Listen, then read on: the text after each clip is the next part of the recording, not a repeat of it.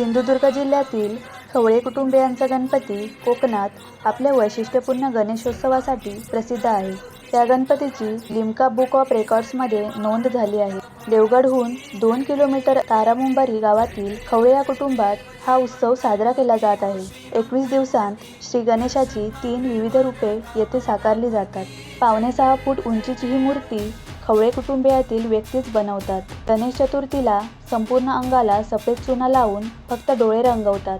5व्या दिवशी रंगकाम पूर्ण होते. संपूर्ण अंगाला लाल रंग, चंदेरी अंगरखा, पितांबर, सोनेरी मुकुट, त्यावर 5 फण्यांचा नाग, मागे गोल कागदी पंखा व हातावर शेला अशी मूर्ती साकारली जाते. 21व्या दिवशीपर्यंत सतत रंगकाम सुरूच असते.